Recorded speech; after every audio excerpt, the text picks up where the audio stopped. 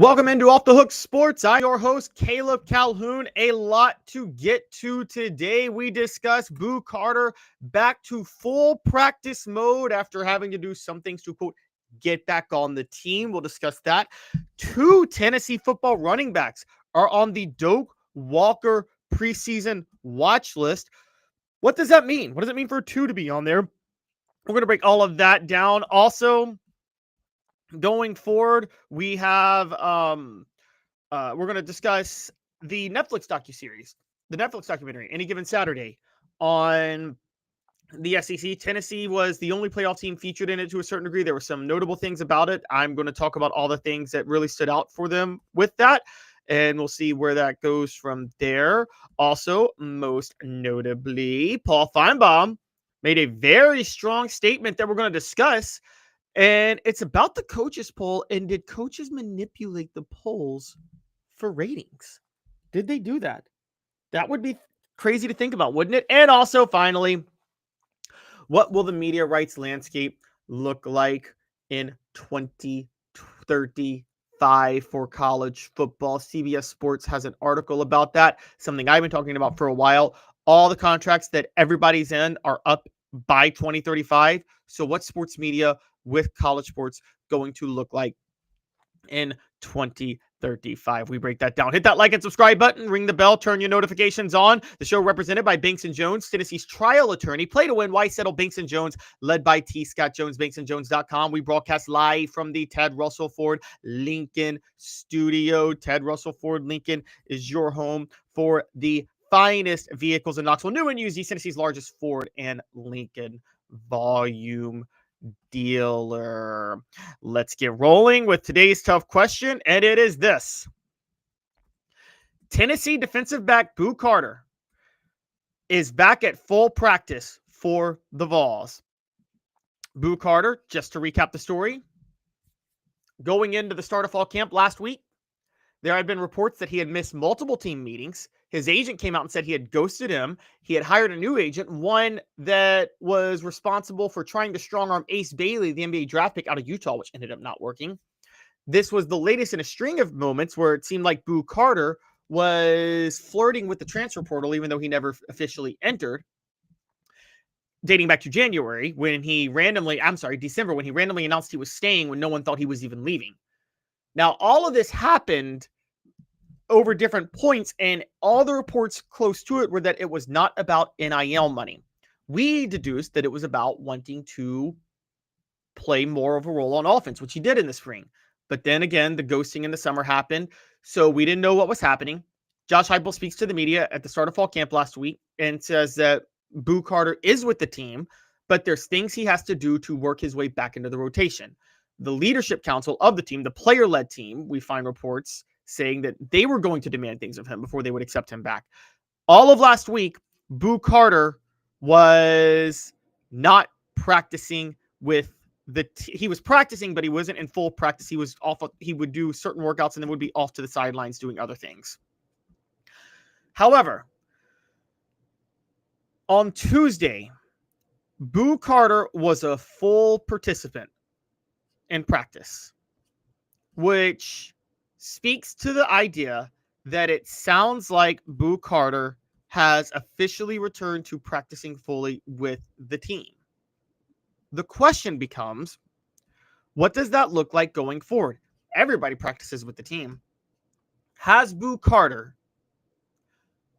already worked his way back into the starting rotation after just a week of having to work to prove himself? That is today's tough question, and it's brought to you by Banks & Jones, Tennessee's trial attorney. Play to win. Why settle? Banks & Jones, led by T. Scott Jones, banksandjones.com. The poll question is up right here.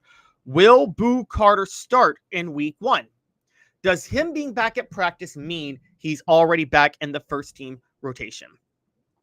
Now, Tennessee secondary, let's talk about what it looks like right now, okay? Because we know that Jerron McCoy is not 100%.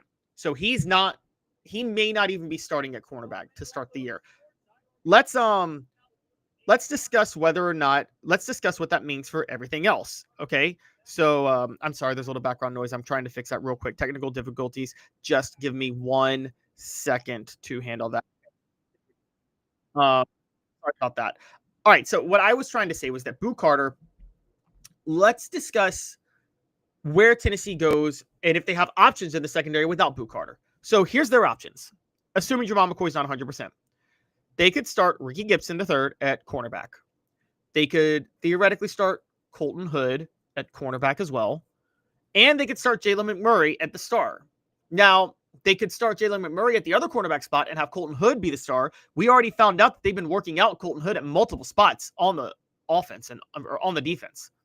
So they would have options. And then Andre Turntine has one of the safety spots locked up. The other one could come down to Jordan Thomas, Idris Farouk, or Caleb Beasley. The point I'm making here is it's while Tennessee needs on Jermon McCoy because that's the only, I believe, island lockdown corner they have, it's not like they don't have options to mix and match in the secondary for Tim Banks and Willie Martinez if Jermon McCoy and Boo Carter are not starting week 1.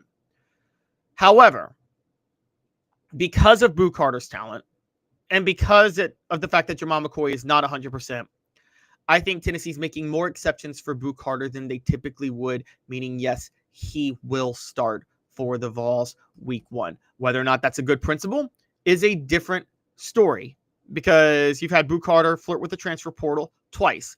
But sometimes you make concessions when you have to make concessions and you're trying to build a program. Also, another reason that Boo Carter might end up starting more than he should deserve and maybe working with the team is because Tennessee all of a sudden looks like they may need him at the wide receiver spot. Now, the Mike Matthews and Chris Brazzell injuries seem minor. All reports are they'll be back at full go this week, but the truth is those are the two go-to wideouts. Otherwise, you have to turn to true freshmen. Braylon Staley's your slot guy, but you may have to move Braylon Staley to the outside and have Boo Carter actually play in the slot. You may actually need Boo Carter now, okay, depending on who steps up because there's Joaquin Dotson, also another true freshman. Amari Jefferson is banged up. Trey Weary is a walk-on. So I think the injuries at skill positions make it almost crucial that Boo Carter is ready to go when things happen. I think that Boo Carter, look, here's the truth of the matter. You can't punish him forever. One of the things I talk about for a while is that once you make the decision to move on from something someone's done and they do all the stuff that you say they need to do to work themselves back on the team, you can't then hold things against them. This is like a relationship, just for instance, okay? If you make the decision to forgive someone who cheated on you and they have to work back to gain their trust, if they do all the things that you say they needed to do to regain their trust and you choose to forgive them, you can't hold that against them later in the future. That's it. You made that decision. That is your choice. You made your bed. Lie in it, whether or not it's good or bad. That doesn't mean you have to forgive. I'm saying once you make the decision to do that, you can't continue to punish people. That's a big issue, okay? And I think Boo Carter, that situation is, truth be told, whatever Josh Heupel said he had to do to get back on the field, if he got back on the field, then you got to go with him. Today's tough question brought to you by Banks & Jones, Tennessee's trial attorney. Play to win. Why settle? Banks & Jones, led by T. Scott Jones, banksandjones.com. Why Banks & Jones? Well, it's because they're Tennessee's trial attorney. You can play to win with Banks & Jones because they'll go to trial. You've heard of other lawyers. They say they'll go to trial and fight for you. They won't.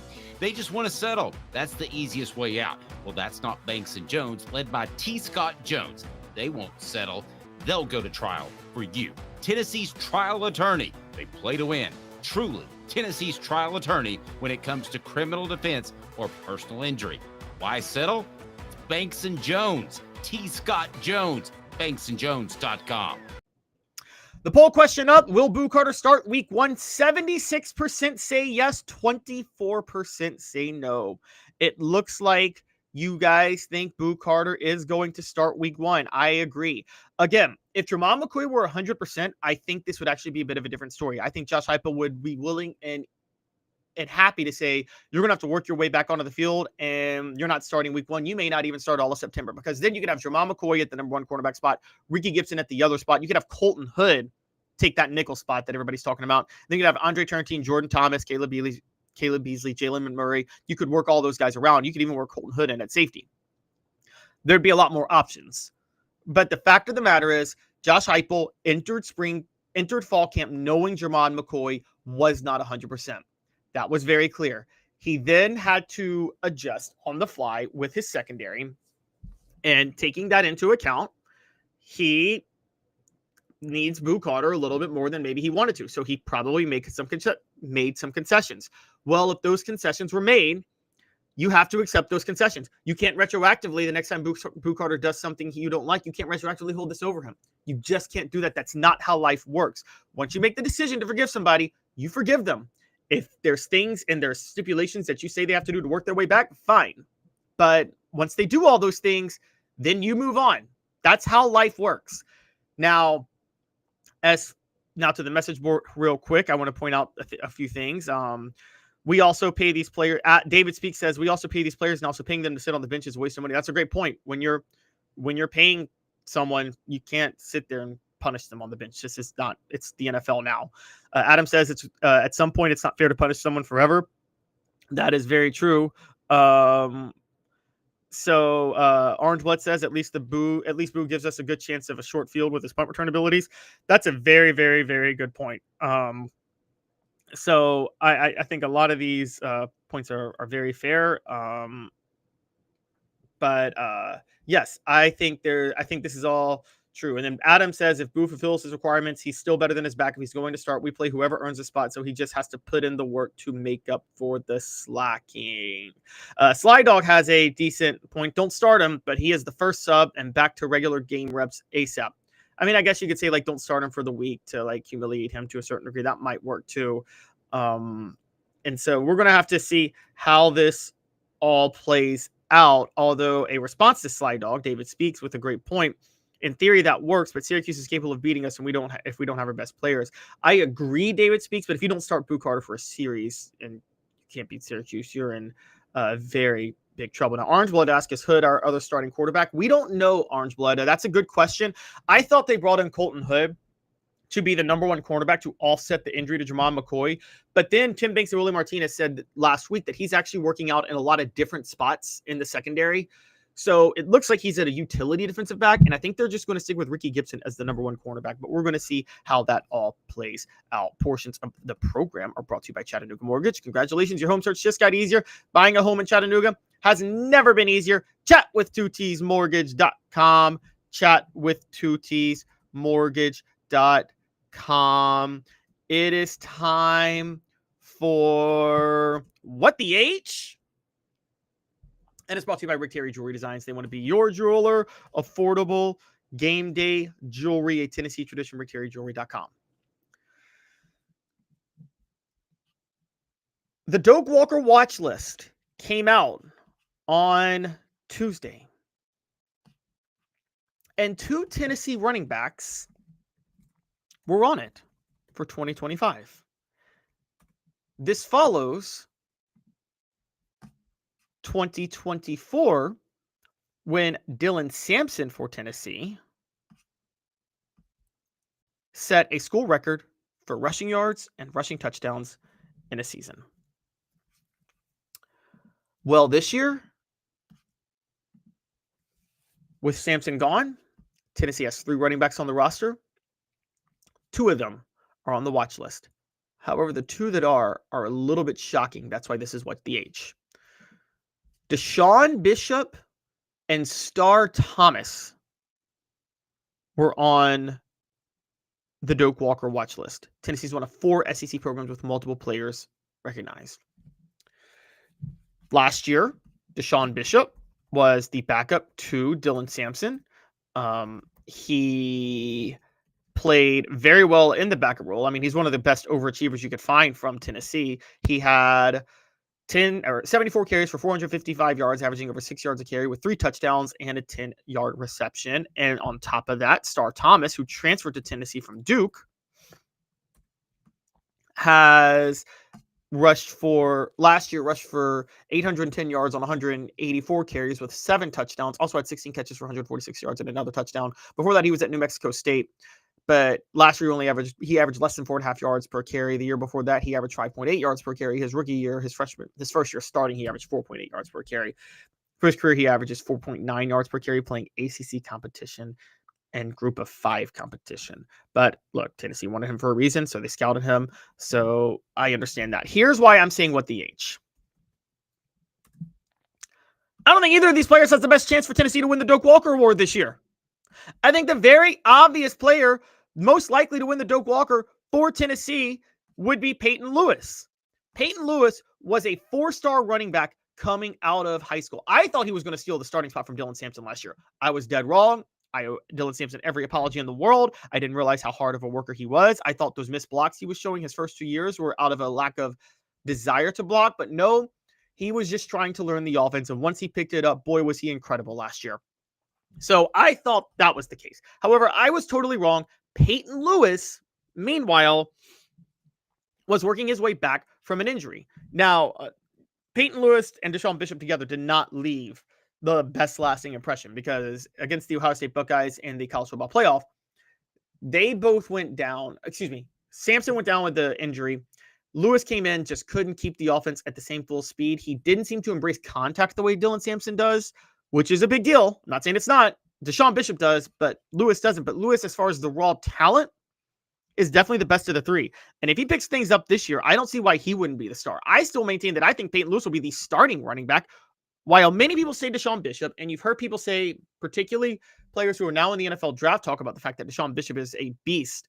Former Vols are very high on the way he worked, his character, his relationship building. He's a very beloved player in that locker room. I can tell you that. And he's a good guy. And the fact that he added about 10 pounds does stand out. I didn't think he'd be able to be a feature back this year, but if he's maintained his agility with the weight he's added on this offseason in conditioning, because he's now 5'10", 208, then DeSean Bishop could be an elite running back, and he and Peyton Lewis could be starting by committee. But I still maintain that Peyton Lewis is the elite running back of the crew, and the debate would be Peyton Lewis or DeSean Bishop starting. I never saw Star Thomas as a guy that was going to make a huge impact. I know Tennessee added him. I thought that was more for depth, honestly. I'm kind of shocked that they went and added Star Thomas. And so with that in mind, it's hard to see. When I first saw 2 Vols on the Doak Walker Award watch list, I'm not going to lie to you guys, I thought I was going to talk about this today. I thought I was going to be talking about DeSean Bishop and Peyton Lewis. I did not think I was going to be talking about Star Thomas. Star Thomas, again, I mean, no disrespect to him. Tennessee added him for a reason, but he failed to average 5 yards. He failed to average 4.5 yards a carry last year in his first season against Power 5 competition. And let's not forget that Power 4 competition. And let's not forget that Power 4 conference was the ACC, which is barely Power 4. That's definitely basically group of 5. Okay. So it's really hard for me to look at that and think, well, he's proven enough. And that was in his 3rd year as a starter. How can you look at that and think this guy has Doak Walker Award potential? I just don't buy it. How watered down is the list? Do you just have to be a starting running back to be on the watch list this year? Because I don't see it with Star Thomas. I'm sorry. I'm not trying to disrespect him too much, but I really, really, really don't see it with Star Thomas. And I'm going to set up this poll question now.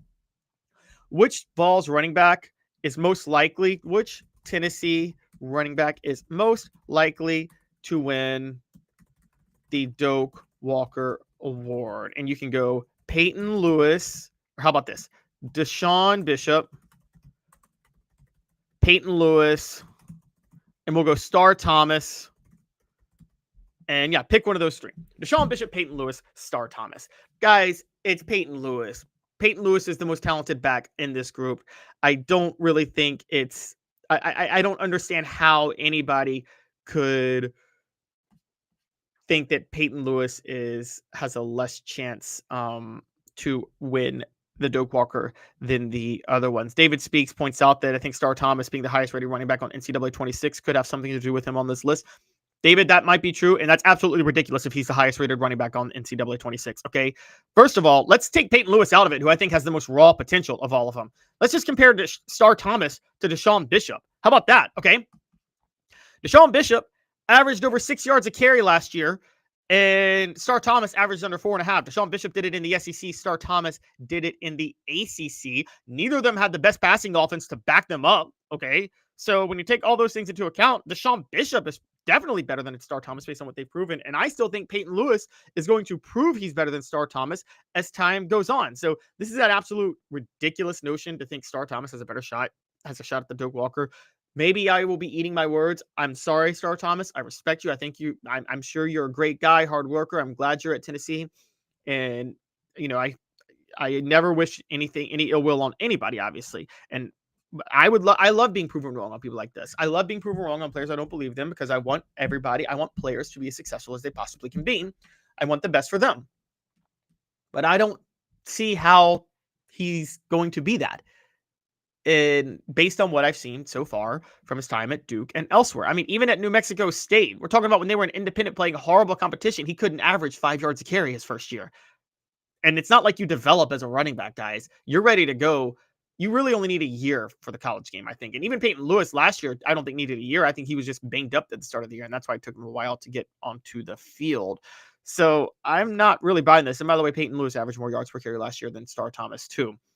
What the H is brought to you by Rick Terry Jewelry Designs. They want to be your jeweler. Affordable game day jewelry, a Tennessee tradition. RickTerryJewelry.com.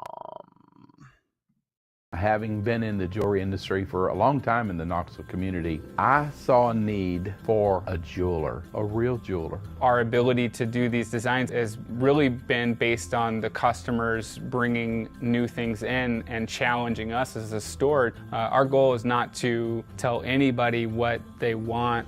Our goal is to listen to what they want and then help them get there. Schedule your consultation today to get your special someone the perfect custom gift just in time for the holidays. The poll question is up. Which Tennessee running back is most likely to win the Doak Walker Award? It looks like you guys disagree with me, because 50% of you are saying DeSean Bishop, 42% are saying Peyton Lewis, and 8% are saying Star Thomas. I'm sorry, it's Peyton Lewis. It's very, very, very Peyton Lewis. It's very, very much Peyton Lewis as far as who's most likely to win. He's got the most talent of all of them. I don't see any way Peyton Lewis doesn't be the one to win it, but here's the real truth, and here's going to be my prediction. I don't think anybody's winning the Doak Walker for Tennessee this year. I don't think anybody has a chance. Last year was a unique year for a few reasons. They had to rely on the run game more. Teams went to a more 3-3-5 shell to stop this passing attack. Nico Iamaleava wasn't processing well, wasn't getting rid of the ball quickly, and wasn't trusting his receivers to make plays one-on-one. And the receivers themselves were not where they needed to be, because the go-to wideout was too slow to dictate coverage since he was coming off a broken leg. The number 2 wideout was also coming off a season-ending injury in Dante Thornton. And then the slot, Squirrel White, was playing half the year with a separated shoulder. That really held them back. All of that resulted in Tennessee running the ball a lot more than than Josh Heupel may have even wanted to. And that's how Tennessee was able to have a historic year behind Dylan Sampson. I don't think all of those things are going to work this year. So they're going to go more by committee with running backs this year, because also Sampson was only the true back that could be full go all year. DeSean Bishop at the time wasn't big enough. Peyton Lewis was hurt at the beginning of the year, so they had to rely on Dylan Sampson a lot more than they probably even wanted to. This year they have 3 backs. They're going to want to be able to use all of them at different times, which is common for the modern day of football. And I think they're going to start getting back to throwing it a lot more. So that's how I think that's all going to play out. But yeah, I'm sorry. Peyton Lewis is he's got the best chance. Sorry guys, he's got the best chance to win the Doak Walker. Now, Jason Cloyd said, I said last year Lewis would beat out Sampson last year. I did, and I've admitted I was wrong. I was totally wrong on that. And Jason, you're calling me out again that I was saying Sampson wasn't an every down back. I didn't see it his first 2 years.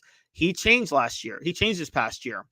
So, but at the same time, the idea that Star Thomas should be on come on, Jason. I don't even think you believe Star Thomas should be on the Doak Walker list over Peyton Lewis at this point. So we'll see how that all goes. But I think it's a little crazy to suggest otherwise, if I'm just being honest. David Speaks says, shows our national media doesn't know our roster at all. I agree. General Ursa says, going with DeSean Bishop in terms of who's most likely to win the Doak Walker, he will have a breakout year. Certainly possible.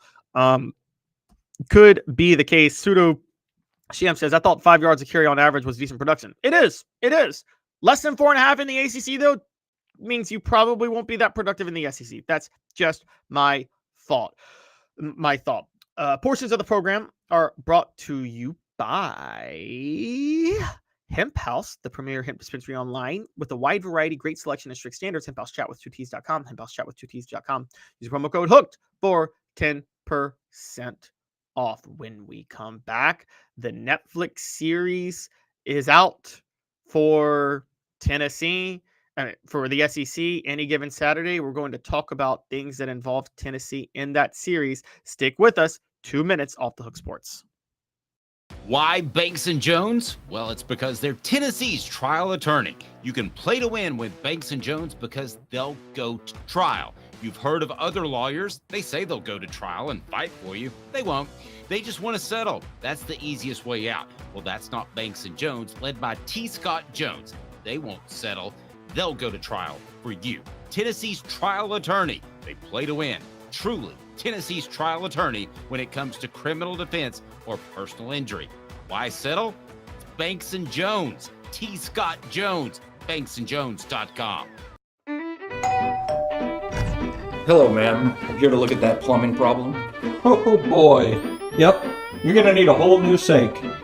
If this toilet is no good, You're gonna need a new one ASAP. you are not gonna believe this. You're all out of milk. Have you heard about our service plan? I need to call Scott's. Scott's Plumbing, your trusted neighborhood plumber since 1977.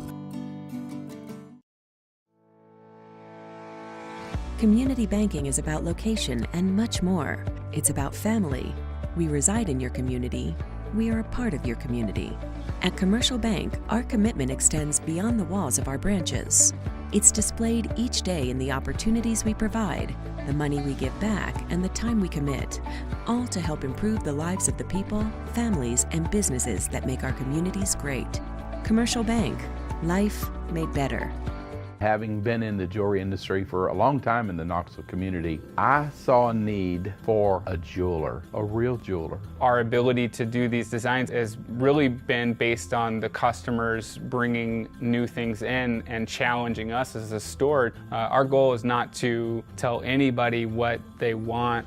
Our goal is to listen to what they want and then help them get there. Schedule your consultation today to get your special someone the perfect custom gift just in time for the holidays.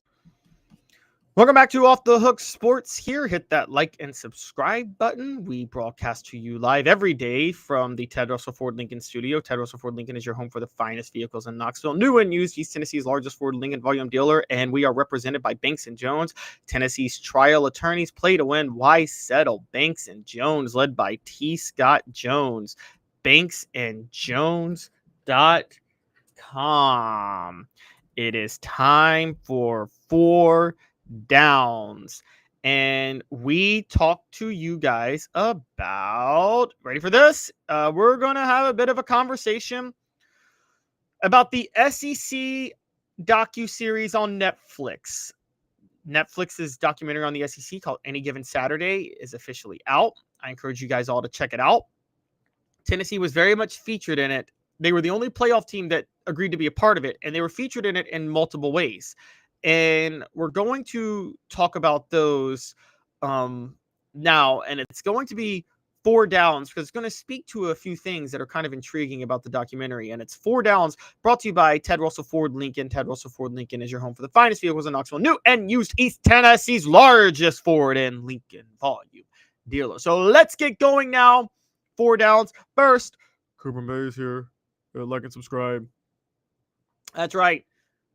Hit like and subscribe, everybody, because the first part is going to be the funniest part, and it's where everybody's going to laugh. And I'm already going to set up the poll question now. This poll question closed out: which Tennessee running back is most likely to win the Doak Walker Award? DeSean Bishop and Peyton Lewis tied for the lead at 47%. Each Star Thomas at 5%. Okay. First down. Diego Pavia was taking massive shots at Tennessee before Tennessee and Vanderbilt faced off last year. Now, I'm just going to ask the poll question. Does Diego Pavia have a weird hatred for Tennessee specifically? I know he's at Vanderbilt. I know that's kind of a rivalry, but the way he talked about how Vanderbilt's going to run the state of Tennessee in the offseason. He has this delusion of winning a national title. Well, in the Netflix docuseries, Diego Pavia, and this is, by the way, let's start Coop here, first down. Diego Pavia said before the matchup with Tennessee when they played last year, quote, "We can beat Tennessee literally any given Saturday. They think they're going to destroy us." And then he said, "Expletive, every single one of them dudes, we're going to win this game at all cost." Now, Clark Lee jumps in and goes, "I want to effing beat Tennessee, and I need everyone to be on the same page." Then he said, "We're not leaving that stadium Saturday without a win." Well, too bad that didn't happen. Tennessee beat Vanderbilt 36-23. Maybe they thought they were going to get that start. In case you guys forgot, Vanderbilt actually jumped out to a 14-0 lead and then a 17-7 lead. And then Tennessee scored 29 unanswered points, I believe. It was 29 unanswered points. They went on a dominating run. Vanderbilt got a meaningless touchdown at the end of the game for it to finish 36-23, and Tennessee walked out of there and clinched their spot to the college football playoff. Diego Pavia, for all his talk in that game, was 8-17 for 104 yards, just one touchdown and one interception. Did have 11 carries for 45 yards, I guess, if you want to point that out. But, I mean, he was sacked 3 times in that game. So I think it's kind of funny that he did all this talking. Why is he doing all this talking? It's not holding up. First of all, Diego Pavia sued to be able to play another year of college football past his eligibility, which is living proof that he knows and that he's not good enough for the NFL, and certainly doesn't believe he's good enough for the NFL.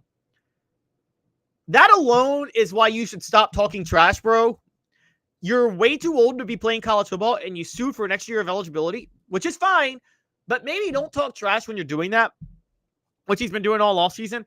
And it turned out he did last year before the Tennessee game and before Tennessee got humiliated. Or before Vanderbilt got humiliated. Now, I don't mind the first part of that. Quote, "We can beat Tennessee literally any given Saturday. They think they're going to destroy us." Okay, that's fine. That's fine. You want to rally your team and say you can beat everybody. But F every single one of them dudes. We're going to win this game at all costs. What cost? I want to F and beat Tennessee, and I need everyone to be on the same page. Now, look, again, if you're in the locker room and nobody's around, that's fine. You want to rile up your team. You want to get going. You want to get everybody hyped. Fine. You know the cameras are on for this documentary, though. You do know the cameras are on for this documentary. It felt like he was trying to let people know that this is how he felt. He was trying to make a point.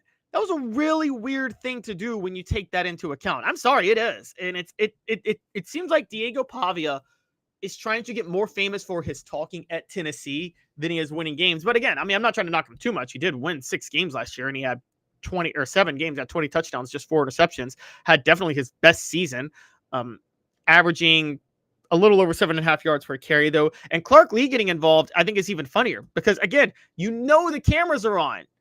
You know that this is for a documentary. You know that could be used. You know they're in the locker room. This is like The Last Dance all over again, where Michael Jordan was pretty careful that last season to make sure things weren't revealed, and the rest of the Bulls were to make sure things weren't revealed that could have been revealed. They knew the cameras were there. It's a little ridiculous for them to say that like they were trying to rally their team. No, they wanted the cameras to see them doing that. And just for the record, Diego Pavia, I have to point out, he's not that impressive with the way he finished the season. He was much better at the start of the season than he was at the end of the season. Start of the season, Diego Pavia, highly efficient, very, very good. But let's look at the last few games he played. Georgia Tech game, everybody's looking at the 3 touchdowns. He only completed 61.9% of his passes, only threw for 160 yards against not a great team. Yes, he did a rush for 2, so he had 5 total touchdowns. I get it, 245 yards total, but again, also a meaningless bowl game. But Tennessee, LSU, and South Carolina, all 3 games, he was very mediocre in those games, even worse against Tennessee. His best game of those was probably South Carolina, and they blew him out. And the Auburn game that they won, they didn't win because of him. He was 9 of 22 for 143 yards and technically threw for 2 touchdowns, but he was not efficient in that game. So I think Diego Pavia, he did not finish strong enough to the season to be talking about this. So it was a little weird. That was kind of the funniest part that stood out to me in the documentary. Cooper Mays here. Second down. Second down. Tennessee had a little bit of fun and revealed something about them that we knew about them in their tradition that a lot of other people didn't know, which is when Tennessee goes to the locker room after winning a game, they sing, "We don't give a damn about the whole state of whatever state the school that they just beat us from." And then they say, "We're from Tennessee." That's all famous. We know it. A lot of people who cover Tennessee, Tennessee fans, former Tennessee players, they all know that. A lot of the national media is not aware of that, though. That was in the documentary after the Vanderbilt game, of all things. They chanted, "We don't give a damn about the whole school of Vanderbilt, whole school of Vanderbilt." And then they said, "We're from Tennessee." Again, it looks like they wanted people to see that that's part of their tradition. They wanted to give some all access. Tennessee did it after the game, not before the game, when Diego Pavia was talking all this shit. So I think it, excuse me, I did not mean to cuss right there. We'll let that one slide. But Diego Pavia was talking all the trash. And they were doing it before the game, to be fair. But let's also be open about the fact that Tennessee, that is a little classless, can you say, when they do it to certain schools that are below them. But I guess if Diego Pavia and Vanderbilt were doing all that talking beforehand, you can go ahead and do that afterwards. No big deal to me because of that. All SEC center Cooper Mays here. Third down. The Brew McCoy story was intriguing to me. A lot of Brew McCoy stories were out there. For those who don't remember, Brew McCoy had his season-ending injury, broken leg in 2020. Season-ending injury, broken leg in 2023. Came back in 2024, was just not 100%, was not able to be the receiver he was. That's why he wasn't drafted and had to medically retire from football. But his story on coming to Knoxville, I encourage you guys all to look that up. Very intriguing one. By the way, it's episode 7. If you want to watch the one about the one that covers Tennessee, it's episode 7. And Brew McCoy, I have to say, probably they don't go into the full medical retirement, but the family life and everything that led him to Tennessee, it's kind of a interesting, intriguing, bit of a heartwarming story. So I would take a look at that if I were you guys. 4 Downs brought to you by Ted Russell Ford. Lincoln, your home for the finest vehicles in Knoxville. New and used, East Tennessee's largest Ford and Lincoln volume dealer. A beacon of hope in a world of high prices. Look to the skies, Knoxville. Super savings is here. Ted Russell Ford is East Tennessee's #1 volume Ford dealer. Right now, get 0% APR, 0 down, and 0 payments for 90 days on select models, plus 2 years complimentary maintenance. Come see the super dealer today at either Ted Russell Ford location, Parkside Drive, or Kingston Pike. All SEC center Cooper Mays here. 4th down. 4th down is if you want to look at how things affected Tennessee more than anything, it's the locker room issues that have plagued the program were actually on display. And they are from when Tennessee lost to Arkansas. And we see that it's harder to manage the roster now with the way things are going. Tennessee, we know last year was upset by Arkansas in a shocking game that was a little bit weird. And Jacob Warren was actually featured on the podcast. To be fair, not the podcast, but Jacob Warren was featured in the article about what he said on the offense, and he was talking about how it is more of a running offense that people don't realize. And there were questions about Heupel's offense, and then came to the locker room issues. There was a play where Andre Turrentine and Omar Norman Lott are really going into it. They're getting really mad because Omar Norman Lott picked up a penalty, and Turrentine goes, "You know that, bro. You effed up, bro. You got to effing play smarter." That was after I believe Taylor Green got knocked out of the game from the Omar Norman lot hit. On top of that, there was we know about the saga surrounding Nico Iamaleava, but the Arkansas loss also showed drama involving, ironically of all people, Boo Carter, and he apparently was frustrated with the team and with after that Arkansas lost. And then we also know the Amari Thomas situation, in which he threw a player down to the ground, threw a fan down to the ground, walking off the field. So there's a lot of interesting things in that part of the docuseries that I would encourage you guys to take a look at. It's a good one. It's a good one. It's not as good as it could be because the top teams outside of Tennessee, the playoff teams, did not want to be interviewed in part of this. But hey, it's still well worth your time to watch when you get the chance. The poll question up right now: does Diego Pavia have a weird hatred for Tennessee specifically? 74% say yes, 26% say no. Portions of the program are brought to you by Hound Dogs of Knoxville. Champions look good in orange. hdknoxville.com. hdknoxville.com. It is time for this day in Tennessee sports history. And this day in Tennessee sports history is brought to you by Peak IV Hydration in South Knoxville and Sevierville. Live your life to the fullest. Hydrate, rejuvenate, and elevate your health with Peak IV Hydration. Link in the chat. And it's a happy birthday. Happy birthday to Dale Ellis, who officially turns 65 today. Dale Ellis played for Tennessee under Don DeVoe in the early 1980s, specifically from 1979 to 1983. Helped them reach, if I'm not mistaken, 4 straight NCAA tournaments. You guys can correct me on that if I'm wrong, but I do believe it was 4 straight NCAA tournaments, including winning the SEC tournament in 1979, winning the SEC regular season in 1982, and reaching the Sweet 16 in 1981. And up until the Rick Barnes and Bruce Pearl eras, that was the best 4-year run in Tennessee basketball history, no doubt about it. And so happy birthday to Dale Ellis. They had him playing in the post when he was at Tennessee because there was no 3-point line. And then he goes to the NBA, develops a 3-point shot, and spent 18 years playing in the NBA. Was an all-star in 1989, All-NBA third team in 1989, most improved player in 1987, 3-point contest champion in 1989. That includes his college accolades as a consensus first team All-American in 83 and 82, 2-time SEC player of the year those 2 seasons. His number 14 is retired by the Vols. Very, very good player. One of the best college to NBA players in Tennessee basketball history. So a happy birthday to Dale Ellis. When we come back, we are going to talk about comments made by Paul Feinbaum on the coaches poll that are kind of intriguing. Stick with us. 2 minutes off the Hook Sports. It's a new year, a new day, and Ted Russell Lincoln has an exciting new offer to share.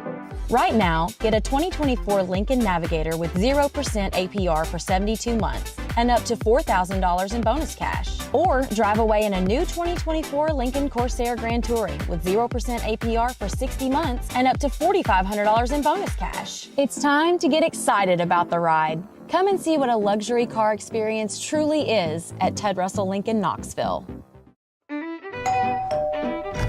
Hello, ma'am. Here to look at that plumbing problem? Oh boy. Yep. You're gonna need a whole new sink. If this toilet is no good, you're gonna need a new one ASAP. You are not gonna believe this. You're all out of milk. Have you heard about our service plan? I need to call Scott's. Scott's Plumbing, your trusted neighborhood plumber since 1977. Having been in the jewelry industry for a long time in the Knoxville community, I saw a need for a jeweler, a real jeweler. Our ability to do these designs has really been based on the customers bringing new things in and challenging us as a store. Our goal is not to tell anybody what they want. Our goal is to listen to what they want and then help them get there. Schedule your consultation today to get your special someone the perfect custom gift just in time for the holidays. Sports Treasures in North Knoxville is one of the South's largest sports cards and memorabilia dealers, featuring over 10 million sports cards from vintage to modern. Sports Treasures carries a full line of hobby boxes, singles, autographed memorabilia, Tennessee Vol collectibles, fan cave decorations, and so much more. See a museum full of collectibles at Sports Treasures, 4819 North Broadway in Fountain City, and Sports Treasures on Facebook. Sports Treasures, where the real sports fan goes to shop. Welcome back to Off the Hook Sports. Caleb Calhoun here. Hit that like and subscribe button and ring the bell. Turn on your notifications. Tell a friend. Now it is time for the stat of the day. And the stat of the day is brought to you by Joe Newbert Collision Center. For nearly 50 years, Newbert Collision Center has been East Tennessee's best choice for quality repair work and fantastic customer service. JoeNewbertCollision.com. Stat of the day is this. With Bishop and Thomas on the Doak Walker watch list, Tennessee now for 8 straight years has had at least one running back on the Doak Walker Award watch list. The last time they didn't was 2017, and that was after they lost Jalen Hurd and Alvin Kamara, one to transfer, one to the NFL. In 2018, Ty Chandler was on the watch list. Ty Chandler was on the watch list, I believe, in 2018. In 2019, Ty Chandler was on the watch list again.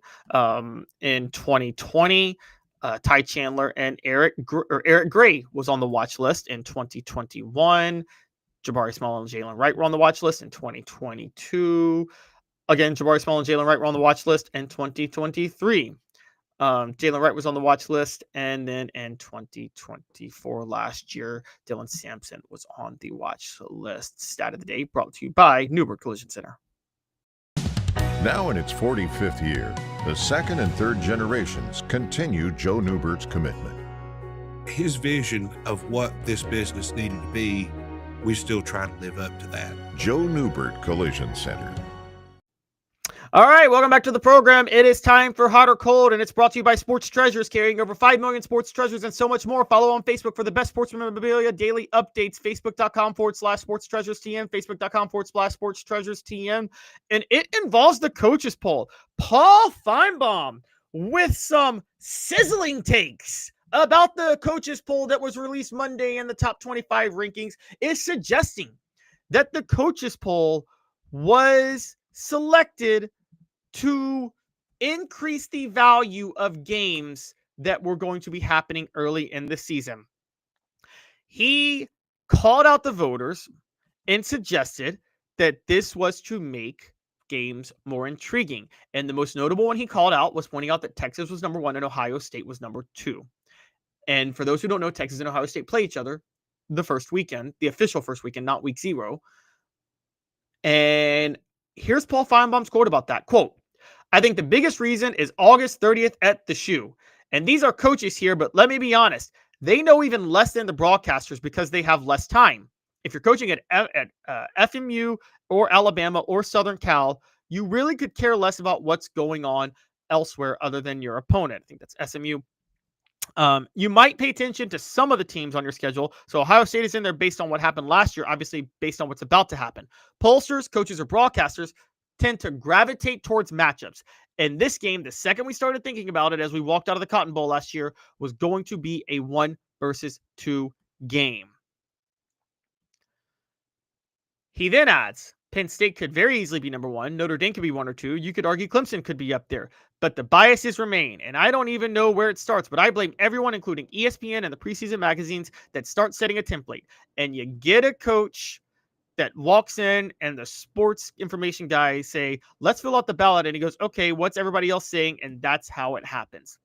Paul Feinbaum is suggesting Texas is number 1 and Ohio State are number 2 because even though they could have been top 5, he's suggesting those two were selected in the top 2 because they play each other. And now we jump in to hot or cold to determine other evidence. And I'm going to ask you guys, and we're going to look at this now. We're going to see whether or not whether or not the coaches poll top 25 was manipulated to make season opening matchups more intriguing. This is hot or cold. We bring it to you right now. So first, hot or cold, Texas, Ohio State. Texas 1, Ohio State 2. Not just the fact that Ohio State and Texas are 1 and 2, but the fact that Ohio State is number 2 and playing the game at home, so you have more of a chance for a, I guess, upset in that matter. Was that manipulated? Yes. I'm hot on the idea that that was manipulated. The reason I'm hot on the idea that that was manipulated is because Texas, Ohio State was basically, I don't think Texas should be in the top 2. I said that yesterday. It's egregious that they're in the top 2. I don't see how you couldn't say Georgia's better than Texas, honestly. I think it's kind of ridiculous. Georgia beat Texas twice last year, including one with their backup quarterback. You can say Texas has Arch Manning. Arch Manning is just as inexperienced as Gunnar Stockton at this point. So I don't understand how Georgia's number 4 and Texas is number 1, other than they need the narrative going on that Texas is playing Ohio State. And I gotta be honest, I think that's kind of ridiculous for that matter. All right. Next one. Miami in the top 10. Now, I also talked about this being egregious yesterday. Here's what looks so egregious about it. Miami plays Notre Dame to start the year. Now, let's not forget how Miami finished the year. Yes, they started 9-0. Then they lost 3 of their last 4 games. Now they lose Cam Ward, who has gone to the NFL, who was their number 1 draft pick, by the way. Sure, Mario Cristobal added Carson Beck. Carson Beck is not a athletic, mobile quarterback fit to run the spread that Mario Cristobal runs. He's a drop-back passer. With that in mind, it's a little wild to think that they're going to be able to maintain the same level of success. How do you think they're going to go from 10-3, number 18, to number 10? Why would they do that? Well, they would do that because they opened the season against Notre Dame at home. And Notre Dame's number 5 has earned a top 5 spot, a top 10 spot at least. This is to make this a top 10 matchup. Yeah, that's right. It's to make it a top 10 matchup. I am very hot on the fact that this was manipulated to make sure Miami Notre Dame is a top 10 matchup. Now, here's another one. Clemson and LSU, both in the top 10. They open the season against each other. For those who don't know, Clemson and LSU. Clemson, I must say, I kind of understand. I think they're too high. People are overrating how they finished the year last year, but they did win the ACC, and they finished number 11 in the coaches, number 14 in the AP, and the way Kate Klubnik finished the year, there's a lot of reason to be hyped behind them, but they did lose at home to South Carolina 17-14. We're forgetting that, and that wasn't because of Lenora Sellers. Kate Klubnik didn't play up to his standard, and then they lost to Texas in a 38-24 blowout that wasn't even as close as that indicated. So I think Clemson is overrated, massively so, but I do think they've at least earned top 10. At the same time, what about LSU? And this game is going to be at Clemson, by the way. LSU is number 9, despite the fact that Brian Kelly last year went 9-4. The year before went 10-3. And the year before that went 10-4. Has massively underachieved. LSU fans are very unhappy. I don't think this was manipulation. You guys may call me an LSU homer. I think LSU, to be fair, this is a little bit controversial to say, was put in the top 10 because it's kind of shocking to not see them having been in the top 10. It's hard to not believe that Brian Kelly, who got Notre Dame to the national title game, can't have a top 10 team with more talent at LSU, which he has. He just hasn't proven it yet. So that's kind of, I understand why they did that. I don't think it was manipulation. Hot or Cold, brought to you by Sports Treasures, carrying over 5 million sports treasures and so much more. Follow them on Facebook for the best sports memorabilia daily updates. Facebook.com/sports treasures TN. Sports Treasures in North Knoxville is one of the South's largest sports cards and memorabilia dealers, featuring over 10 million sports cards from vintage to modern. Sports Treasures carries a full line of hobby boxes, singles, autographed memorabilia, Tennessee Vols collectibles, fan cave decorations, and so much more. See a museum full of collectibles at Sports Treasures, 4819 North Broadway in Fountain City, and Sports Treasures on Facebook. Sports Treasures, where the real sports fan goes to shop. Let's move out of the top 10 for a minute and see if this one wasn't manipulated for the top 25. Iowa State opens the year against Kansas State. Now, Iowa State finished last year 11-3 under Matt Campbell and number 15. Kansas State finished the year 9-4 under Chris Kleiman and number, and unranked. They finished unranked. So this year, Iowa State's number 21, and Kansas State is up at number 20. And the season opens with those two facing off in Dublin, Ireland on week 0. Was this manipulated? This is a week 0 matchup, not even a week 1 matchup. Was this to make sure that there is a top 25 matchup in week 1?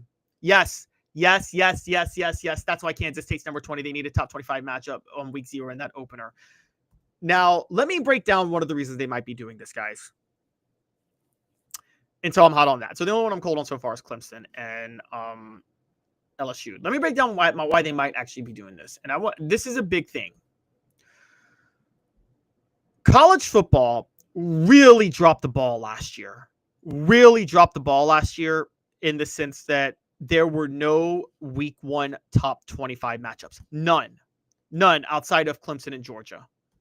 Okay. And actually I take that back. Clemson, Georgia, Notre Dame, Texas A&M, were the 2, and then USC, LSU. Okay, there were 3, but it was Clemson and Georgia was 14 versus 1. Notre Dame, Texas A&M was 7 versus 20. USC, LSU was 23 versus 13.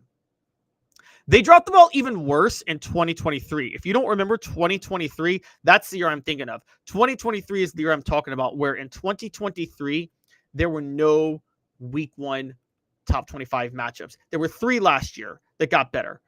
Excuse me, there was 1. In 2023, LSU, Florida State, just 1, but it was on a Sunday. There were no top 25 matchups on that Saturday. So let me point out where I'm going with this. In 2023, there were no top 25 matchups on the first official full Saturday of the college football season. In 2024, on the first official Saturday of the college football season, there were 2.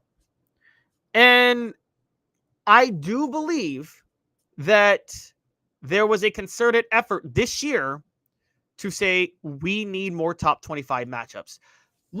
Think about it this way, guys.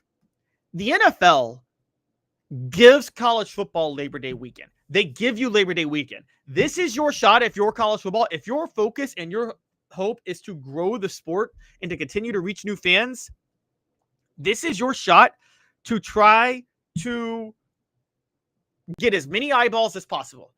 I think college football does it right. I don't like week 0. I don't mind it. I understand it. I don't like it. If you're going to do a week 0 game in Dublin, Ireland, though, to generate interest like they're doing with Iowa State and Kansas State, I actually think that's smart. Do the top 25 thing then. Perfect. Top 25 matchup, week 0, Dublin, Ireland. Everybody can put eyes on that game. Same way with wasn't a top 25 matchup at Florida State, Georgia Tech last year. Some type of teaser game like that for week 0. Then have the full week 1 be Labor Day weekend. You get the hype of opening weekend. You get a 3-day weekend, and the NFL is not showing games. They do it right by having games on Thursday, Saturday, Sunday, and Monday. Marquee games Monday night, Sunday night. That's always been a thing of college football Labor Day weekend.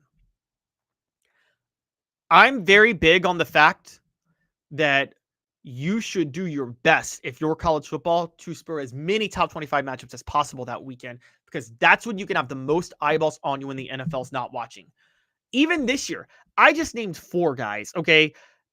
There should be more top 25 matchups than 4. There's 3 top 10. That is good. There are 3 top 10 matchups. That hasn't happened in a long time. And a 1 versus 2. That's great. And the coaches poll was manipulating it to a certain degree, but yes. But they need to do more.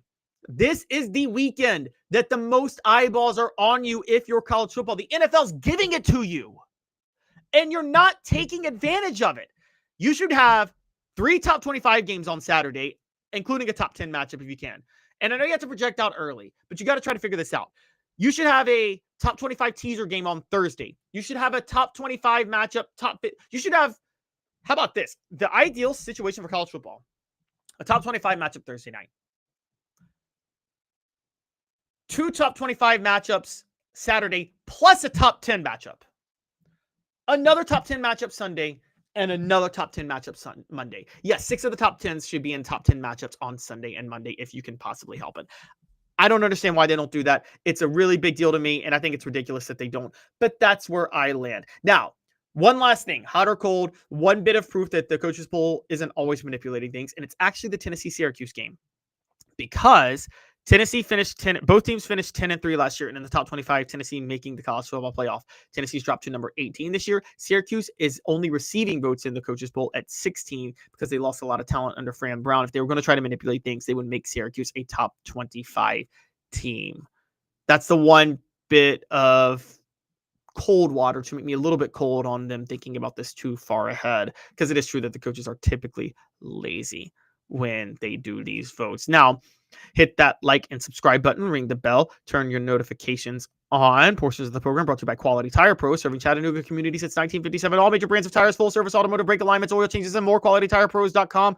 Walk in and say, hey, Bo, Off the Hook Sports sent you. QualityTirePros.com. When we come back, we are going to talk about media rights deals. Stick with us. 2 minutes Off the Hook Sports.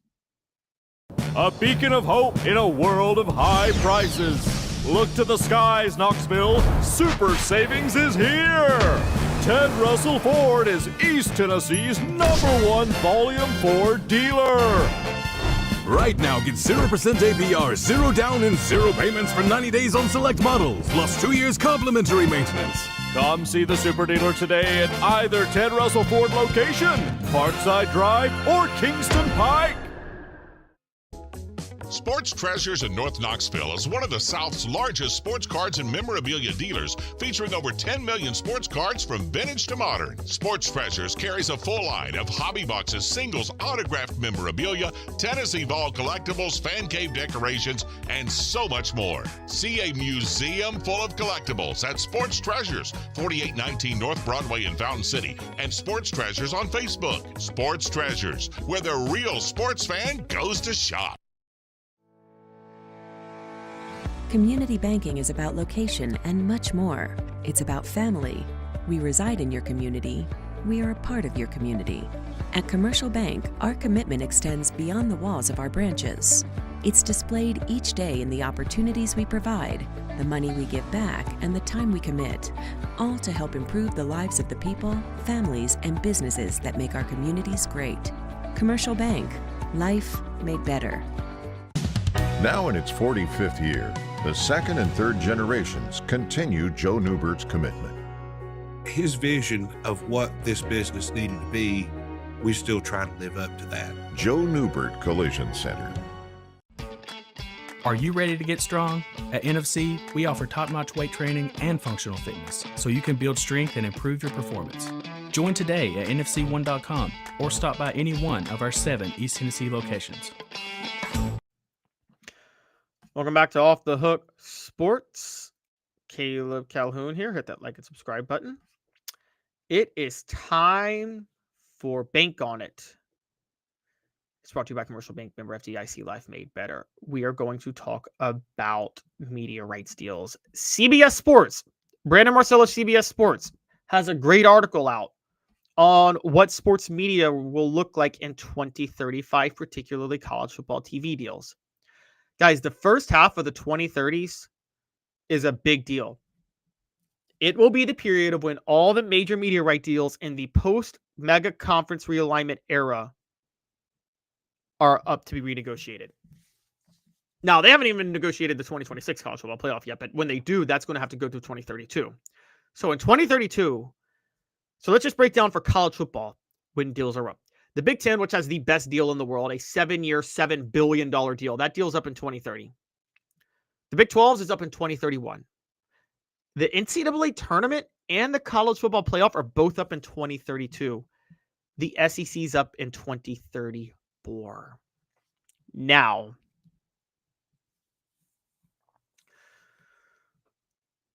we know that the SEC, if they have any negotiations worth their salt, is going to have to negotiate a gigantic deal at the end of 2034 to make up for all the lost revenue that the Big Ten is going to gain after 2030.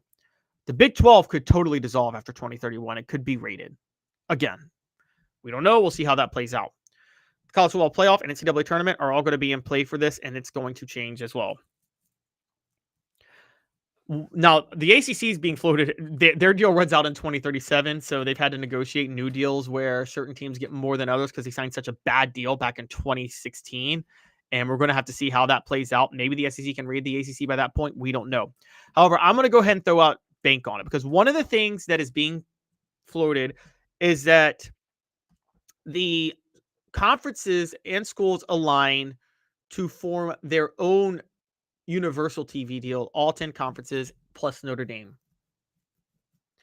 Well, bank on it. Brought to you by Commercial Bank, member FDIC, life made better. TV deals and negotiations will be no less messy in 2035 than they are right now. That's bank on it. Commercial Bank is your neighborhood bank. What makes us different from other banks? We understand that every customer has unique opportunities, challenges, and financial concerns. We don't expect you to fit into the same box as the next person or business. Whether it's purchasing a home, saving for your child's future, or planning for your next vacation, we're with you every step of the way to navigate life's big decisions. Commercial Bank. Life made better. Few reasons you won't see any unity in 2035. The SEC and Big Ten want to be able to raid more ACC and Big 12 schools that they think are valuable enough that they can get. They want to see those conferences implode for that reason. The SEC believes it's more valuable than the Big Ten by itself, so they don't want to have a deal with the Big Ten. And they don't really, I'm telling you right now, despite all their aligning right now, the SEC long-term doesn't want to align with the Big Ten. They just need a good commissioner who knows how to negotiate a better TV deal than Greg Sankey. So that's one of the big problems. Then there's the legal issue. Now, CBS Sports pointed this out. The Sports Broadcasting Act of 1961 prohibits college sports from bundling its rights. Now, there have been rumblings to change that. Ted Cruz raised the issue at a Senate Commerce Committee in May. Texas Tech booster Cody Campbell was appointed to Donald Trump's Council on Sports to float similar ideas. He is looking for lawmakers to pass the SCORE Act, which is a bill that would codify the House settlement and shield the NCAA from antitrust lawsuits. There then would be 14th Amendment. I bring up the antitrust violations to you guys all the time. If the SCORE Act passes, there could then be a 14th Amendment lawsuit to say that that's discriminatory in nature, and it violates the 14th Amendment to pass a law to create an exemption for one organization like the NCAA without any reason. And so that could still be struck down in the courts, by the way, and I think it would, and it should, to be fair. The reason that's so big is because people don't really understand why college football got to this way. Okay. The whole mess of college football actually happened in the 1980s. And I don't mean with NIL. NIL actually has nothing to do with this. It has to do with the growth of mega conferences. And it's basically the Supreme Court's ruling against the NCAA. It was the Board of Regents of the University of Oklahoma basically went up against the NCAA. The NCAA had a monopoly and controlled broadcasting rights for individual conferences. The court ruled that that was a violation of antitrust laws and that universities should have the power to negotiate their own deals. Here was the hypocrisy on that.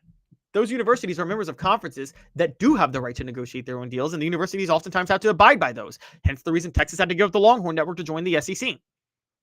So the crazy part was that led to the massive arms race of conferences and expansion and the death of other conferences.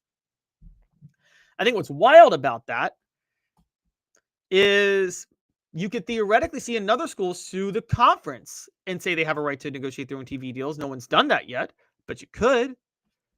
So if that's all the case, where do we think this is going to change in a bundle that the conferences would want to do? This is what the ACC and Big 12 hope, by the way, because it would save them, is for the SEC and Big 10 to join them in a bundle and they all negotiate a TV deal that's fair for everybody. One, the SEC and Big Ten have no incentive to do that. The schools in those conferences have no incentive to do that.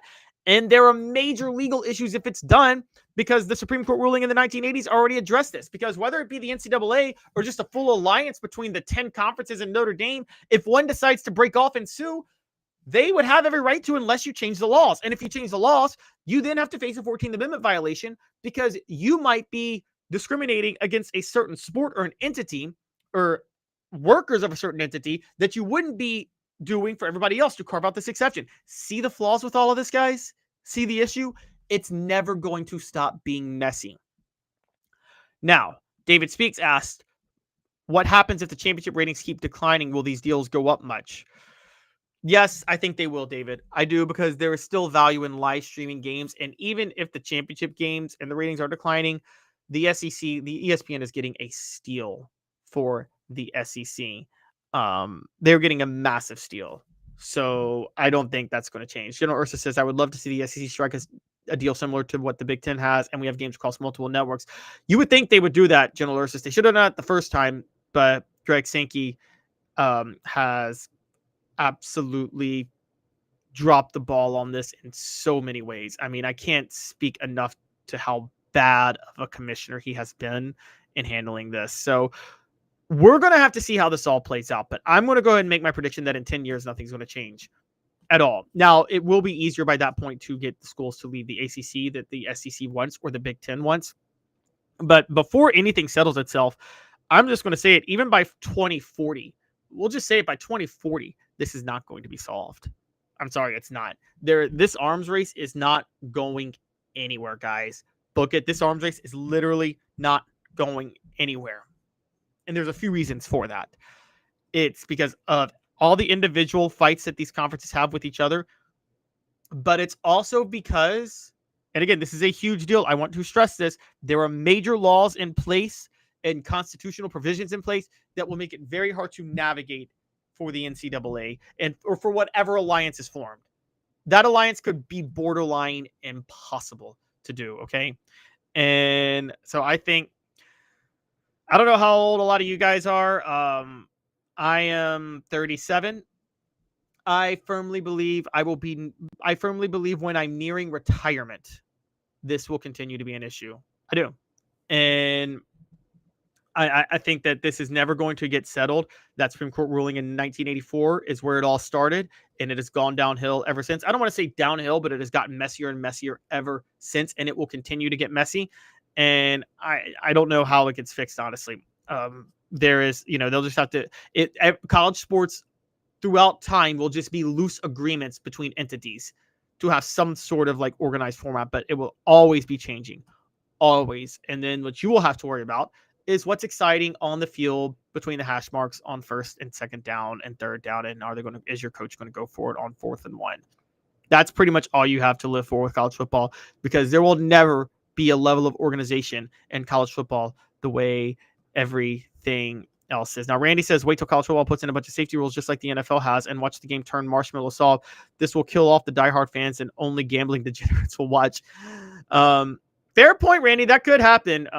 I don't think, it'll be hard for college football to do that more than the NFL, largely because the play of the game is actually not as dangerous in college football with some of the rules, but also the games already go too long. So if you put more safety rules, it'll be a little difficult, but they're closer in those safety rules than you think. So we'll just have to see how that all plays out. The show represented by Banks & Jones, Tennessee's trial attorneys. Play to win. Why settle? Banks & Jones, led by T. Scott Jones, banksandjones.com. We broadcast live every weekday at 10 a.m. Eastern from the Ted Russell Ford Lincoln studio. Ted Russell Ford Lincoln is your home for the finest vehicles in Knoxville, new and used, East Tennessee's largest Ford and Lincoln volume dealer. We'll be back on tomorrow to continue to cover preseason college football. I want to thank you guys all for tuning in. Again, hit that like and subscribe button, ring the bell, turn on your notifications, tell a friend. We are building something great here at Off the Hook Sports, and we want you to be a part of it. Have a great rest of your day with Caleb Calhoun. This has been a presentation of Off the Hook Sports. I'll see you guys all tomorrow.